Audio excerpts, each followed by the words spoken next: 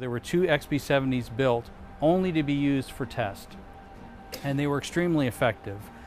They went 3 times the speed of sound, flew nearly to 80,000 feet, and the test program was very successful.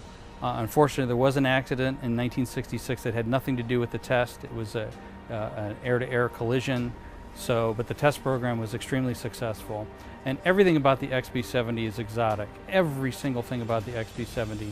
It had wingtips that drooped down to take advantage of something called compression lift. And basically the idea is the XB-70 at supersonic speed is creating these shock waves. And engineers figured out a way to harness those shock waves so that the XB-70 actually rides on those shock waves, and it generates additional lift. And the wingtips, which were alone as large as the wings on an aircraft, a smaller aircraft, would droop down and help contain that compression and take advantage of the compression lift.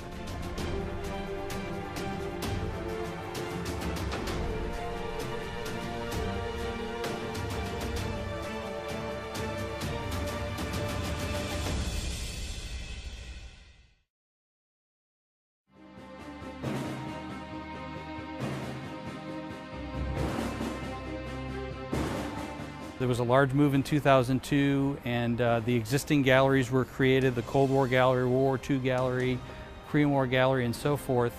And the idea was to move all of the aircraft that were research and development, move them together in one place. And unfortunately, that place was on the guarded side of the base. But the idea was that when the next building was built, that then they would all move together as one unit over to the new building, rather than tear apart galleries, pulling R&D airplanes out of this one and that one. They would all come over here together.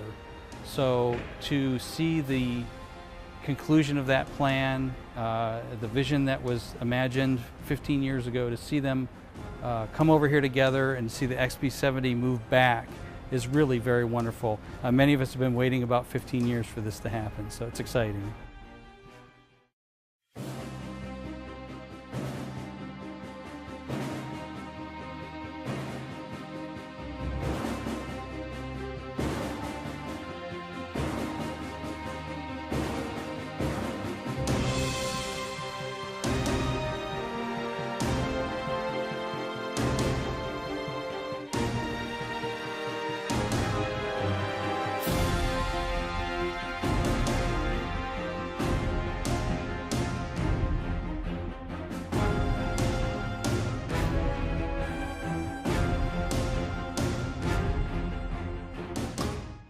Another part of the XB-70 were its advanced engines.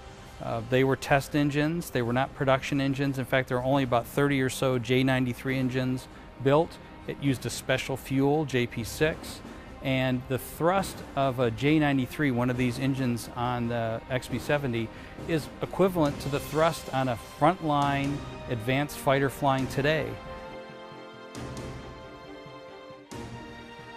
We've been very fortunate to be able to see some of these aircraft moving in and see this gallery beginning to form.